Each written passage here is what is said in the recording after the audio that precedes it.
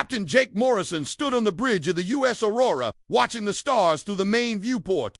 The ship moved quietly through space near the Vega sector.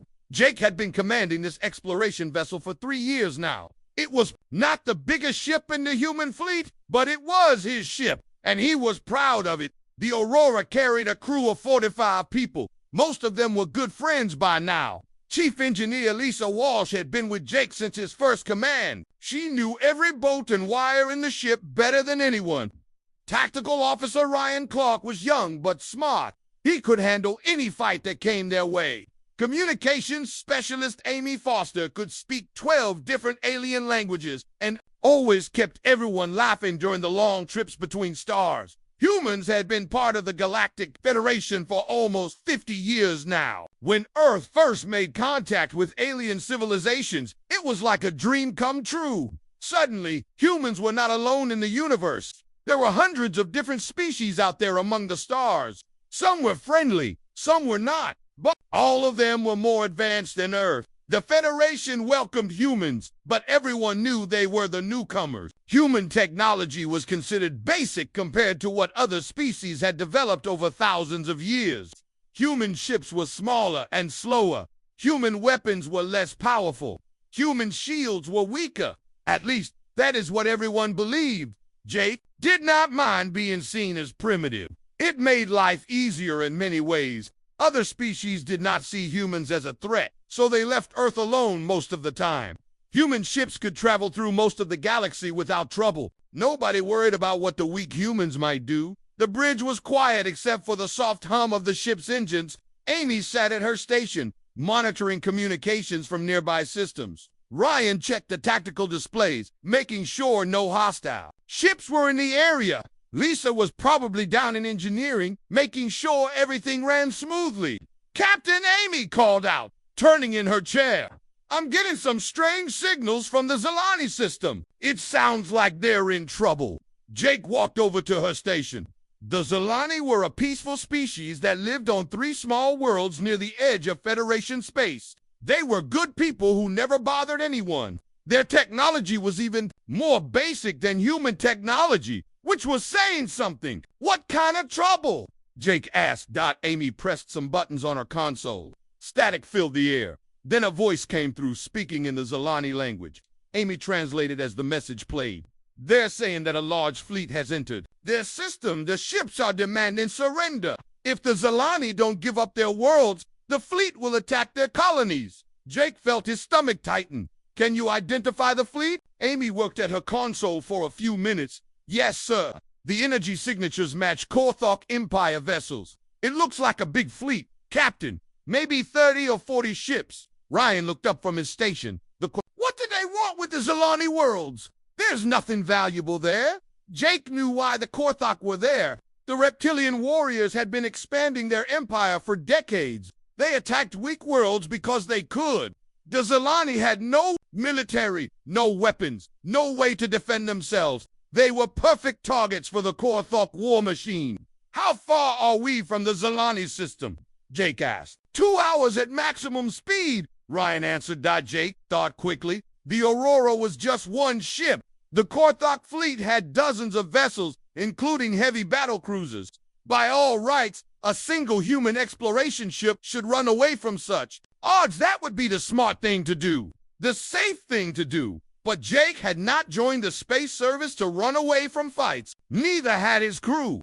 Amy, send a message to Federation Command. Tell them about the Korthok fleet and request immediate assistance. Ryan, plot a course for the Zolani system. Maximum speed. Lisa, I need you on the bridge, sir, Ryan said carefully. Are we really going to fight a whole Korthok fleet? Our ship isn't designed for major combat. Jake smiled. Ryan was a good officer, but he did not know everything about the Aurora. Very few people did. Sometimes you have to do what's right, even when the odds are bad, Jake said. The Zolani are innocent people. They can't defend themselves. If we don't help them, who will?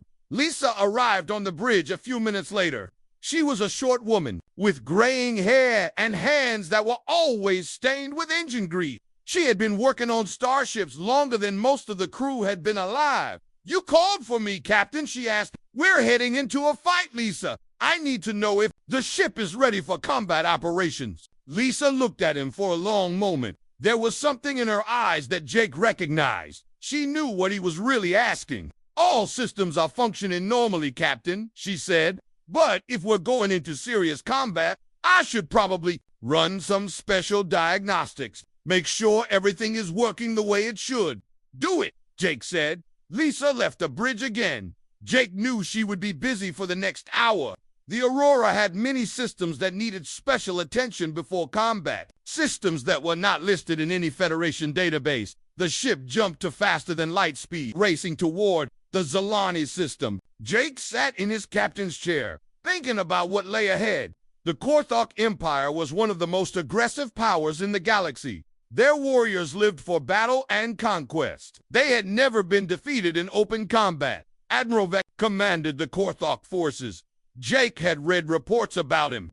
The reptilian warrior had conquered 12 star systems in the last 5 years. He was known for his cruelty and his pride. Vexta believed that might made right and that weak species deserved to be conquered. Captain Amy said, "I'm receiving another transmission from the Zalani system. Put it through." The voice that came through the speakers was different this time. It was deeper and harsher, speaking in the common galactic language that most species used for communication. "Attention, all vessels in this system. This is Admiral Vextar of the Korthok Empire. These worlds now belong to the Empire. Any ship that interferes with our operations will be destroyed. This is your only warning." Jake felt anger building in his chest. The arrogance in Vextar's voice made him want to punch something.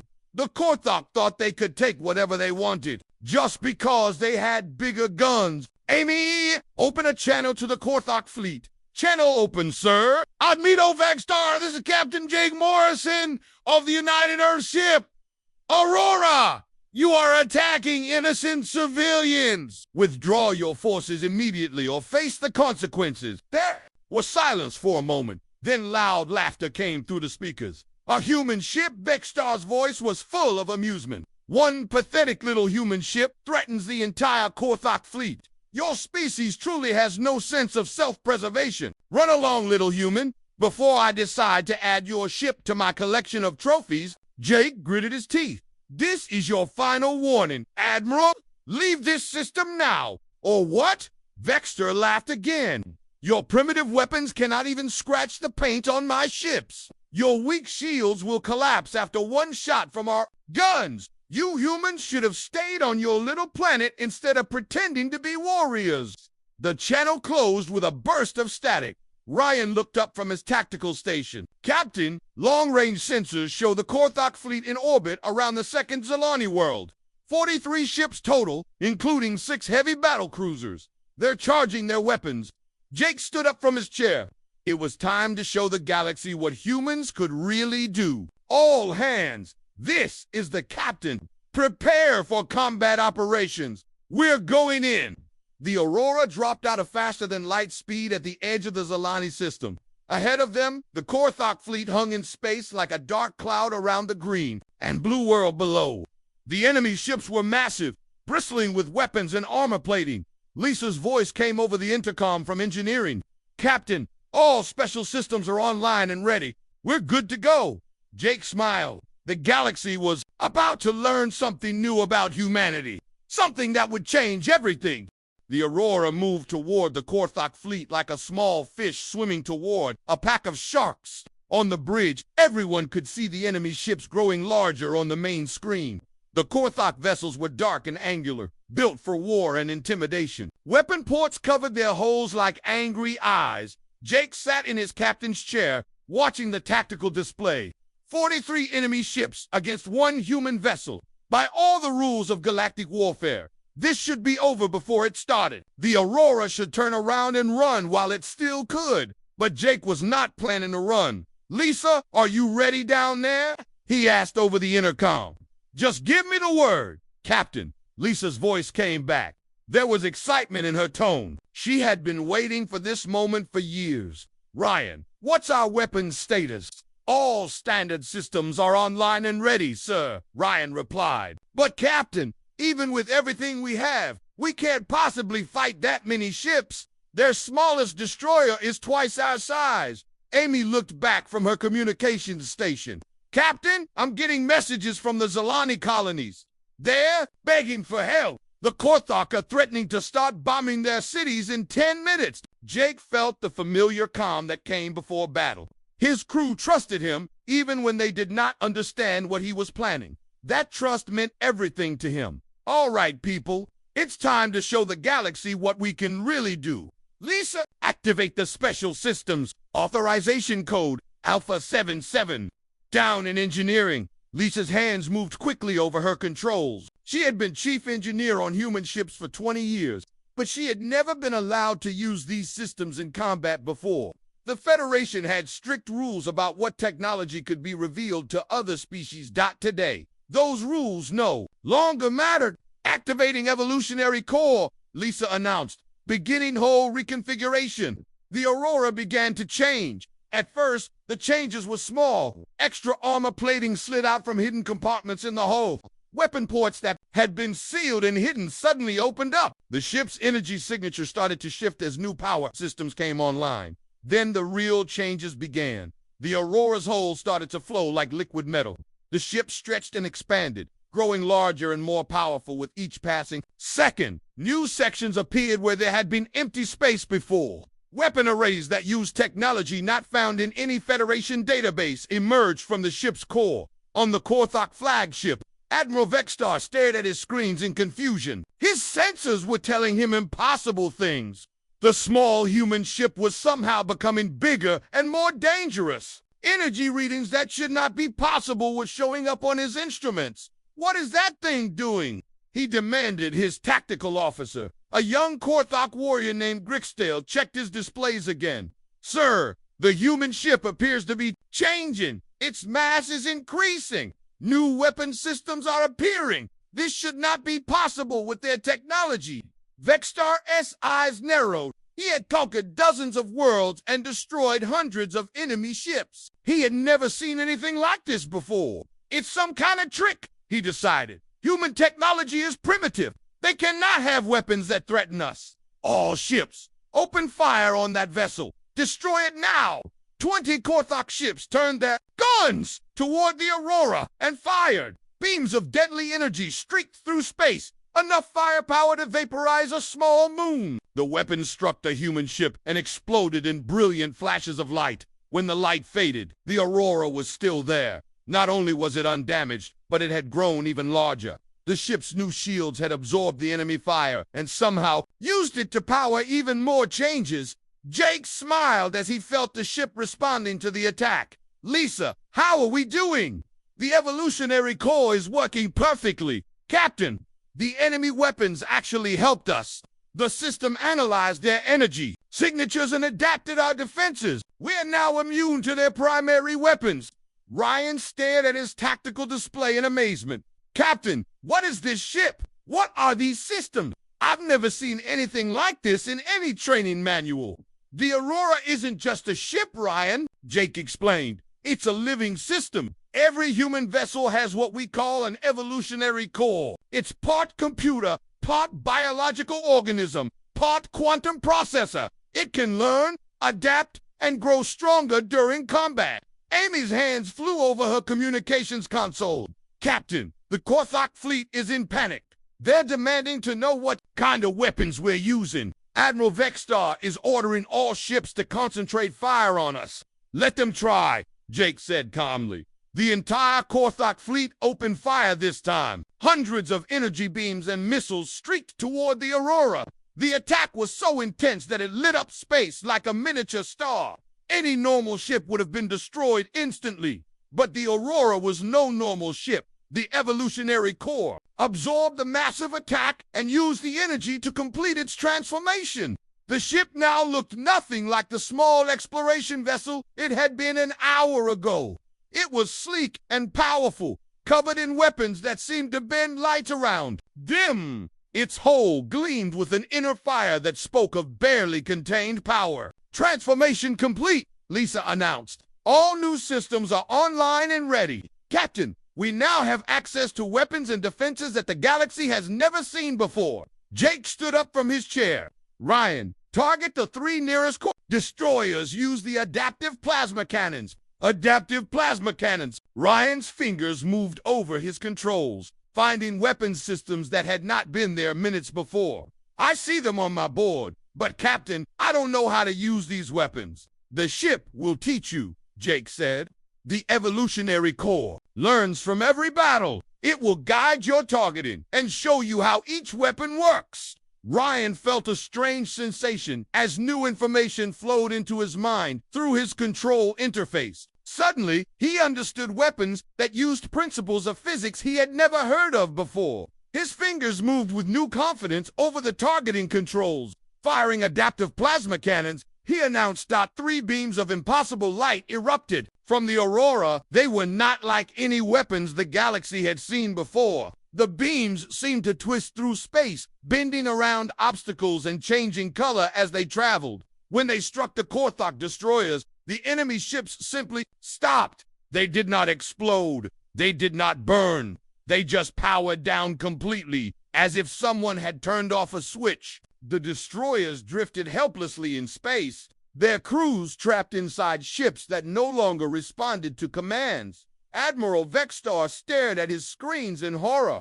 What did they do to my ships? The human weapons seem to have disrupted all electronic systems, Grixto reported. The destroyers are completely dead. No power, no weapons, no life support. The crews are alive but trapped. Impossible, Vexstar snarled. Human technology cannot do this. They are the most primitive species in the Federation. On the Aurora's bridge, Jake watched the enemy fleet's reaction with satisfaction. 3 Korthok ships had been neutralized without killing a single enemy crew member. That was exactly what human weapons were designed to do. Amy, open a channel to the Korthok fleet, Jake ordered. Channel open, Captain. Admiral Vexstar, this is your last chance. Withdraw your forces from this system immediately. You have seen what our weapons can do. We can disable your entire fleet without breaking a sweat. There was a long pause before Vexstar's voice came through the speakers. The arrogance was gone now, replaced by uncertainty and fear. What are you? The Korthok admiral demanded. No human ship has weapons like this. What species are you really? Jake's smile was cold. We are exactly what we appear to be, Admiral. We are humans. We are just not the humans you thought you knew. Now, are you going to withdraw, or do we need to disable the rest of your fleet? The Korthok fleet began to pull back from the Zilani world, 40 ships retreating from one human vessel. It was unthinkable, but it was happening. The galaxy was about to learn that humanity had been hiding its true strength for 50 years, and that was just the beginning.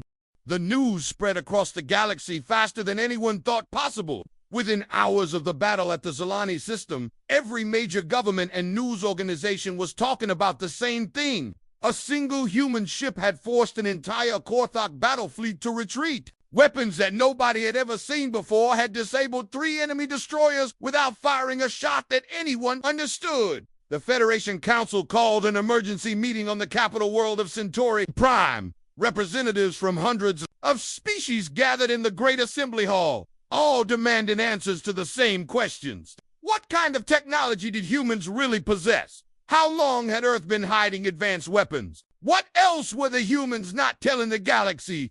Captain Jake Morrison sat in a small waiting room outside the main council chamber. He had been ordered to report to Federation headquarters immediately after the battle. The Aurora was currently docked at a secure military facility, surrounded by teams of alien scientists who were trying to figure out how human technology worked. Doc Jake was not alone in the waiting room. Chief Engineer Lisa Walsh sat beside him, looking tired but satisfied. Tactical Officer Ryan Clark paced back and forth near the window, nervous about what was going to happen next. Communications Specialist Amy Foster sat quietly in the corner, listening to news reports from across the galaxy on her portable device. The hegemony of Sol is demanding that all human ships be inspected immediately, Amy reported. They want to know exactly what weapons we have and how many ships carry this technology. The Korthok Empire is claiming we used illegal weapons, Ryan added. They say our technology violates Federation treaties about warfare. Lisa laughed bitterly. Illegal weapons! We did not kill a single Korthok warrior. Their people are alive and safe. If anyone violated treaties, it was them when they attacked innocent civilians. The door to the waiting room opened, and a tall human woman in a military uniform walked in. Admiral Patricia Scott was the head of Human Fleet Command, the highest-ranking military officer in Earth's space forces. She was also one of the few people who knew the complete truth about human technology. "Jake," she said, shaking hands with the captain. "Good work out there. You saved thousands of Zilani lives. Thank you, Admiral. But I think we might have caused some problems for Earth." Admiral Scott sat down across from them. Her face was serious, but not worried. "Problems were going to come eventually. We have been hiding our real capabilities for 50 years. It was only a matter of time before someone forced us to reveal them." "What happens now?" Ryan asked. "Now we tell the truth," Admiral Scott replied. "The Federation Council is going to demand a full explanation of human technology. They want to know how we developed weapons that their best scientists cannot understand. They want to know if Earth is a threat to galactic peace." Lisa leaned forward in her chair. "Are we going to tell them everything?" "We are going to tell them enough," Admiral Scott said carefully. "They need to understand that we are not their enemies, but they also need to understand that we are not as weak as they thought." A Federation security officer opened the door and announced that the council was ready for them. Jake and his crew followed Admiral Scott through the corridors of the massive government building. The walls were covered with artwork from dozens of different species, showing the diversity and unity that the Federation was supposed to represent. The main council chamber was enormous. Hundreds of representatives sat in curved rows that rose up toward the ceiling. Each species had their own section, with translation devices and environmental controls suited to their needs. At the front of the chamber, a raised platform held seats for those who would be questioned. Jake had never been in the council chamber before. The weight of so many eyes watching him was almost overwhelming. Every representative in the room was staring at the small group of humans who had just changed everything the galaxy thought it knew about Earth. The Federation Chancellor, a tall alien with blue skin and multiple arms, called the session to order. Chancellor Mordok had been leading the Federation for over 20 years. He was known for being fair but firm in his decisions. "We are here today to discuss recent events in the Zilani system," Chancellor Mordok announced. "A human vessel apparently used unknown technology to defeat a much larger enemy force. The Council demands a full explanation of these events and the technology involved." Admiral Scott stood up at the witness platform. "Honored Chancellor, distinguished representatives, I am Admiral Patricia Scott of Earth's Fleet Command. I am here to explain what happened and to tell you the truth about human capabilities." A murmur ran through the assembly. Many representatives leaned forward in their seats, eager to hear what the human admiral would say.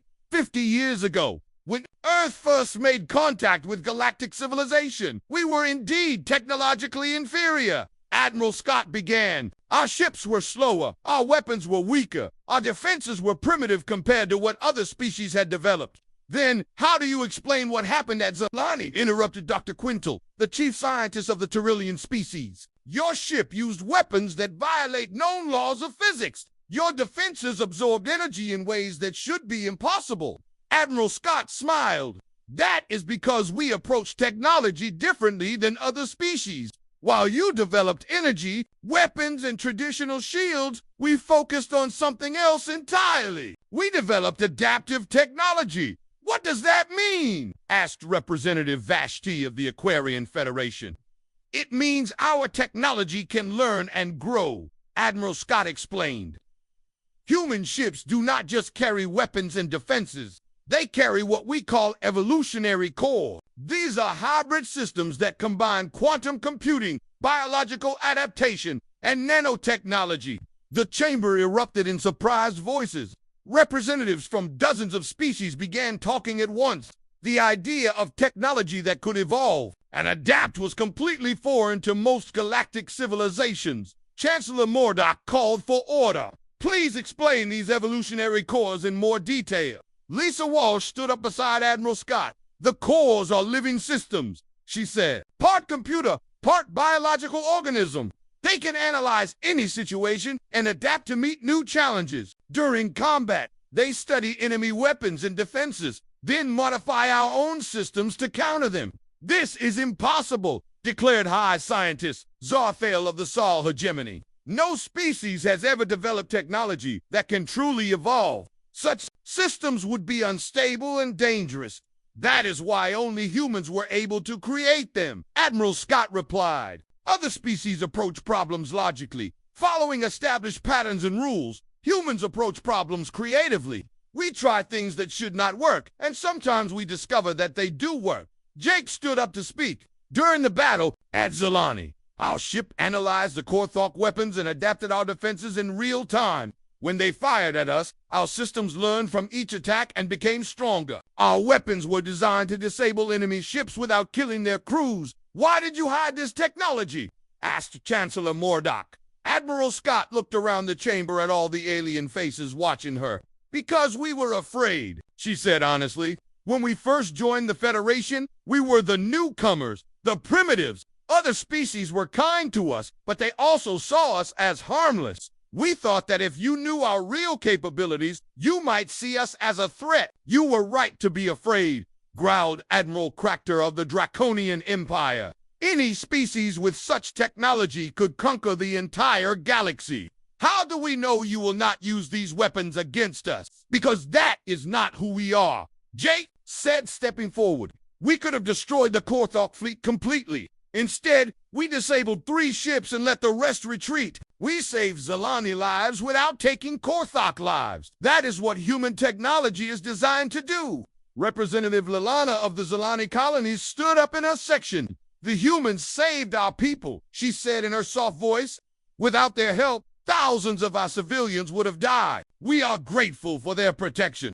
But not everyone in the chamber was grateful. High Scientist Zartho stood up again, his voice filled with anger. This changes everything. If humans have such advanced technology, then they have been lying to the Federation for 50 years. How can we trust them now? Other representatives began shouting agreement. The chamber filled with angry voices demanding restrictions on human technology, inspections of human ships, and limits on where human vessels could travel. Chancellor Mordock called for order again, but it took several minutes for the noise to die down. The revelation of human capabilities had divided the council into those who saw humans as protectors and those who saw them as threats. Admiral Scott waited for quiet, then spoke again. We understand your concerns, she said. We are willing to share information about our technology with Federation scientists.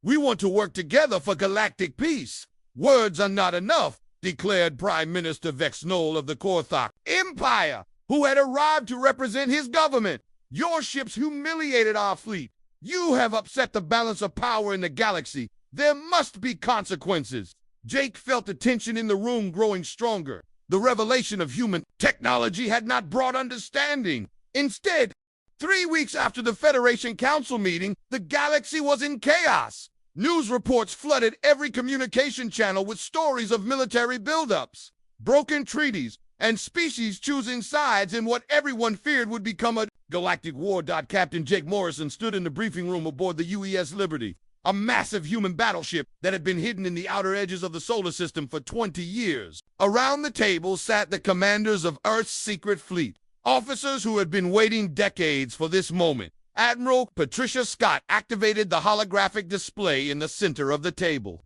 The three-dimensional map showed the current positions of military forces across the galaxy. Red markers indicated hostile fleets, yellow showed neutral forces, and green represented human allies. There was a lot more red than green on the map. The situation is getting worse every day. Admiral Scott began. The Korthak Empire has convinced 6 other species to join them in what they are calling the Liberation Alliance. They claim their goal is to free the galaxy from the human threat. Commander Bob Hughes, captain of the UES Defender, leaned forward in his chair. How many ships are we looking at? Current intelligence suggests over 8,000 vessels, replied Colonel Nancy Wright, head of human military intelligence. The Korthok have contributed 3,000 ships. The Sol Hegemony has added 2,000 more, and the other species have provided the rest. Jake whistled softly. 8,000 ships was more than the entire Federation fleet combined. It was also nearly 20 times larger than Earth's official military force. What about our allies? Asked Captain Steve Miller of the UES Guardian. Admiral Scott changed the display to show friendly forces. The Zalani are with us, of course, but they have no military ships. The Tyrillian Republic is officially neutral, but they are secretly providing us with intelligence. The Aquarian Federation is torn between supporting us and staying out of the conflict completely. So we are basically on our own, Jake said. Not entirely, Admiral Scott replied with a slight smile. The enemy thinks they know how many ships we have. They believe Earth's entire fleet consists of about 400 vessels. They have no idea that we have been building ships in secret for the past 30 years. She changed the display again. This time, green markers appeared throughout human space, showing the real size of Earth's military. There were not 400 human ships. There were over 2,000, all equipped with evolutionary cores and weapons that the galaxy had never seen. The enemy is planning a massive assault, Colonel Wright continued. Their fleets are gathering in the Proxima sector, just outside human space. Intelligence suggests they plan to attack Earth directly, believing that if they can conquer our home world, the rest of human civilization will surrender. Commander Hughes shook his head.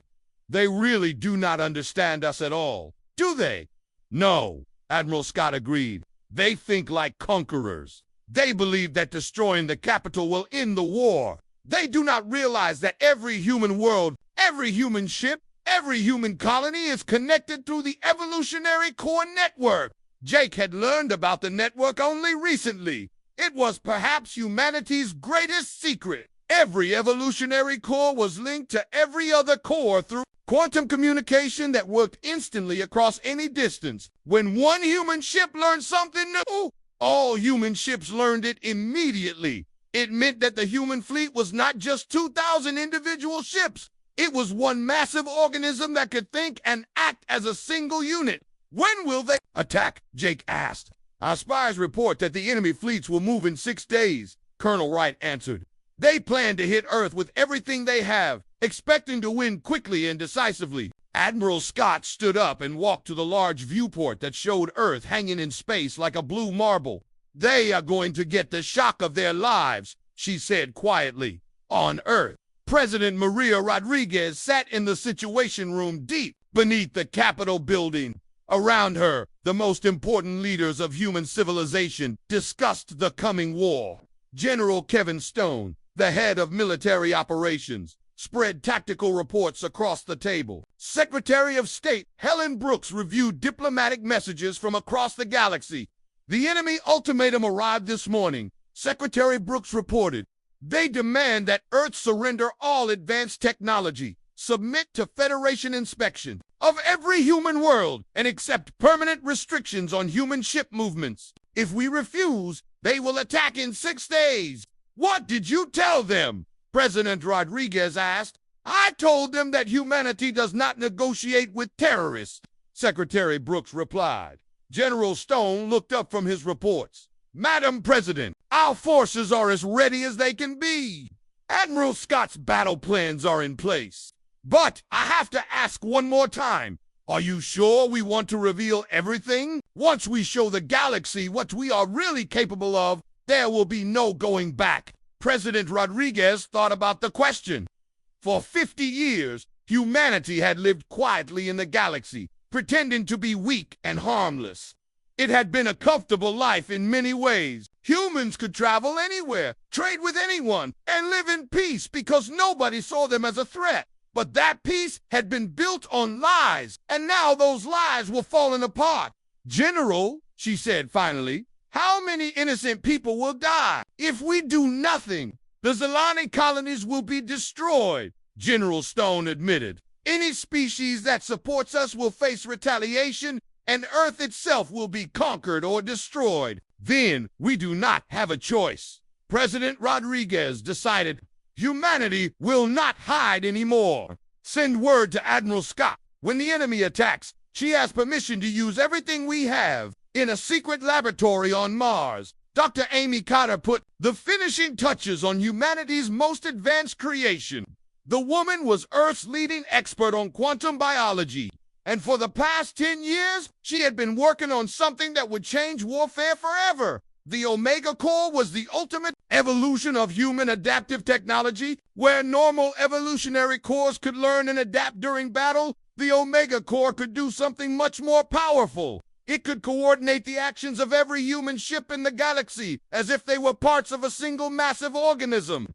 Final tests are complete, Dr. Carter reported to Admiral Scott over a secure communication channel. The Omega Core is ready for activation. When you give the command, every human ship will be connected through a single quantum consciousness. What exactly does that mean? Admiral Scott asked. It means that our 2,000 ships will not fight as individual vessels, Dr. Carter explained. They will fight as one entity with 2,000 bodies. Every ship will know instantly what every other ship is doing. They will coordinate attacks, share defenses, and adapt to enemy tactics faster than any enemy can respond. Admiral Scott felt a chill run down her spine. The Omega Core represented the final step in human evolution from individual fighters to something entirely new. It was powerful beyond imagination, but it was also dangerous in ways that nobody completely understood. Are there any risks? She asked. The cores might become too connected, Dr. Carter admitted. There is a small chance that the network could develop its own consciousness, independent of human control. But the probability is very low, and the advantages are enormous. Admiral Scott thought about the decision she had to make. In 6 days, the largest fleet in galactic history would attack Earth. Humanity needed every advantage it could get. Prepare the Omega Core for activation, she ordered. When the battle begins, we will show the galaxy what humans can really do. Across human space, ship crews received new orders. Hidden vessels emerged from asteroid fields and gas giant atmospheres where they had been waiting for years. Space stations that had appeared to be mining operations revealed themselves as military fortresses. The human fleet began to move toward Earth, preparing for the battle that would determine the future of the galaxy. Captain Jake Morrison stood on the bridge of the Aurora, watching as dozens of human ships took position around Earth. Each vessel looked different now than it had before. The evolutionary core were fully activated. They had grown larger and more powerful, adapting to the coming conflict. Captain Lisa Walsh reported from engineering. The Omega Core connection is ready. When Admiral Scott gives the signal, we will be linked to every human ship in the galaxy. Are you ready for this? Jake asked his crew.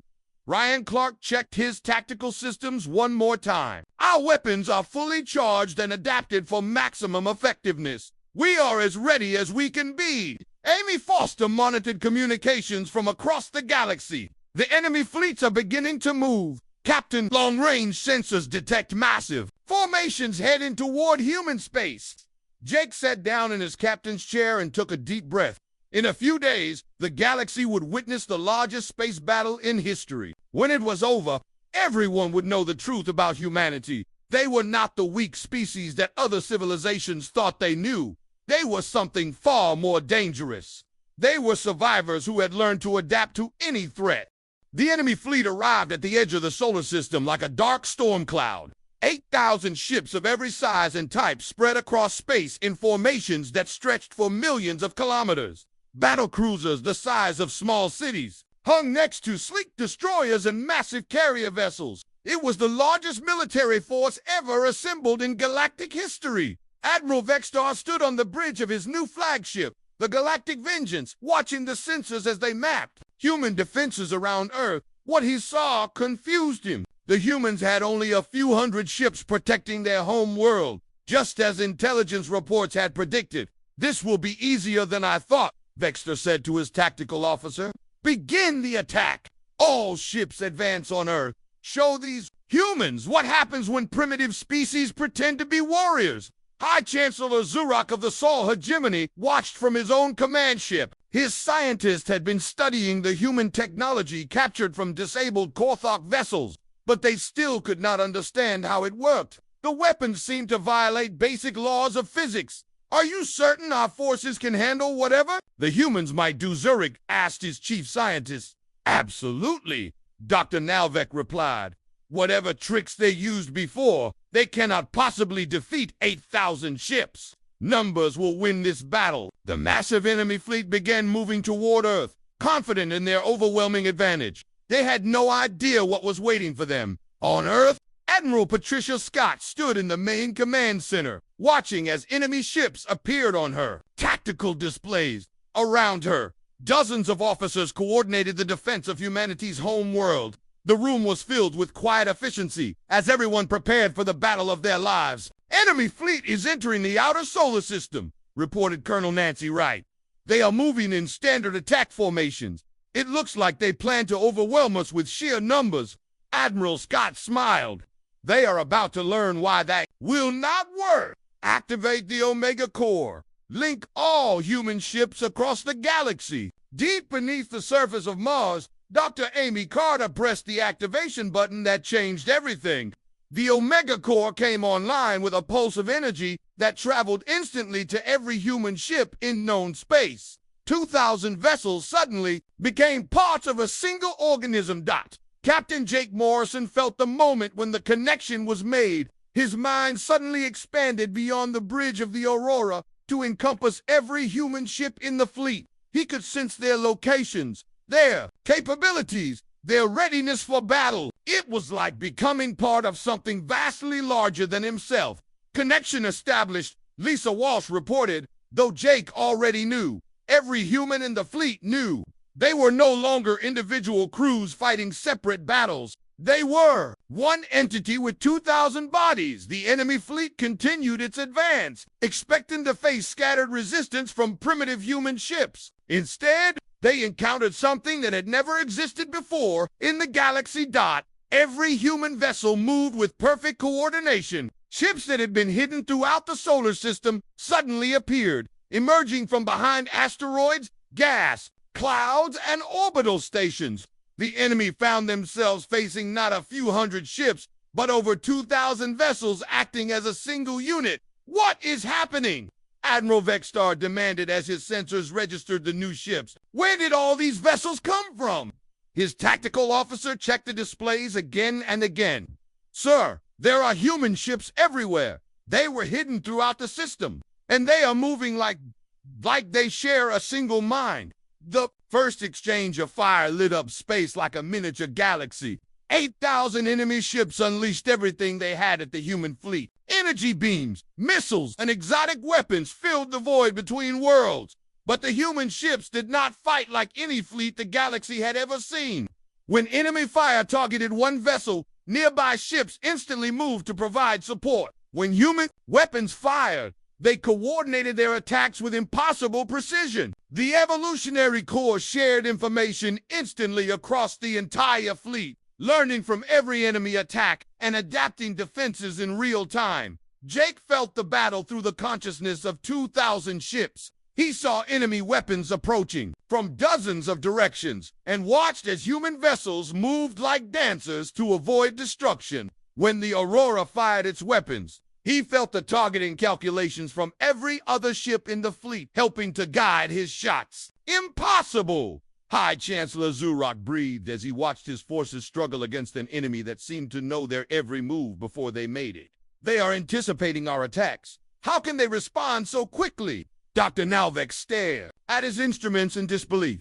Their ships are sharing information faster than light-speed communication should allow. It is as if they have become a single organism. The battle that should have been over in minutes stretched into hours. The enemy had superior numbers, but the humans had something far more valuable. Every time an alien fleet tried a new tactic, the human ships adapted instantly. Every weapon the enemy used was analyzed and countered within seconds. Admiral Vex watched in growing horror as his forces were systematically dismantled. Human ships moved through his formations like sharks through schools of fish. They struck with surgical precision, disabling enemy vessels without destroying them completely. It was a mercy that Korthok would never have shown to their own enemies.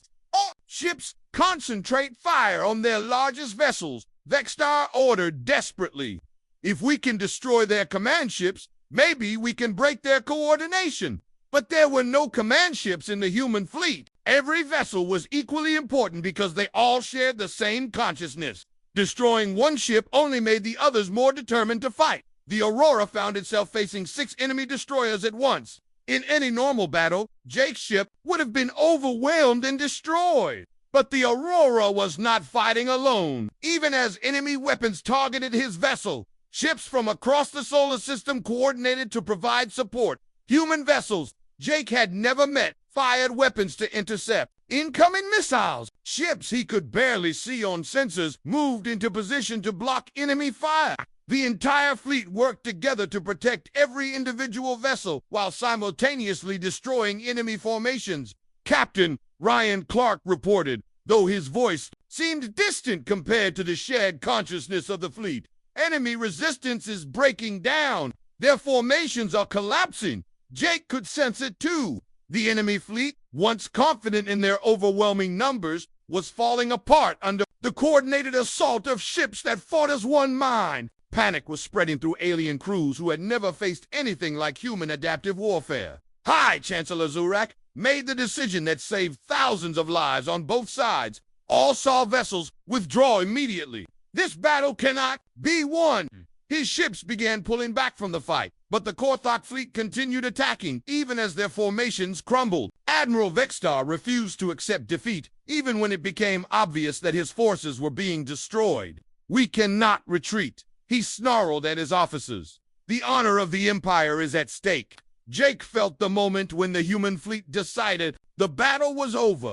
Without any spoken orders, every human ship moved into final position. 2,000 vessels surrounded the remaining enemy forces in a perfect sphere, weapons charged and ready to fire. Admiral Scott's voice came over the communication channels, broadcast to every ship in both fleets. "Enemy forces, this is Admiral Patricia Scott of Earth Fleet Command. You are completely surrounded and outmatched. Surrender now and your crews will be treated with dignity and respect. Continue fighting and you will be destroyed." Admiral Vextar stared at the tactical display showing his fleet trapped inside a sphere of human ships. For the first time in his military career, he was completely and utterly defeated. The species he had dismissed as primitive had crushed the largest invasion force in galactic history. "All Korthok ships," he said quietly, "cease fire and prepare for surrender." The battle for Earth was over. 8,000 enemy ships had been defeated by 2,000 human vessels without a single human ship being destroyed. The galaxy had witnessed something that would be remembered for thousands of years. As the enemy fleet surrendered or retreated, Jake felt the Omega Core connection slowly fade back to normal levels. He was still linked to other human ships, but not with the overwhelming intensity of active combat. The Aurora was his own ship again, though he would never forget the feeling of being part of something greater. "Amy," he said to his communications officer, "send a message to the Zalani colonies. Tell them they are safe. Tell them the galaxy is safe." Admiral Scott stood in the command center on Earth, watching as enemy ships powered down their weapons and prepared for boarding by human forces. The species that had come to conquer humanity would instead learn what human mercy looked like. "Madam President," she said into her communication device, "the battle is over. Earth is secure. The enemy has surrendered." President Rodriguez's voice came back filled with relief and pride. "What are our casualties?" "Minimal, Madam President. We disabled enemy ships rather than destroying them. Estimated enemy casualties are less than 10,000 across their entire fleet. Our own losses are negligible."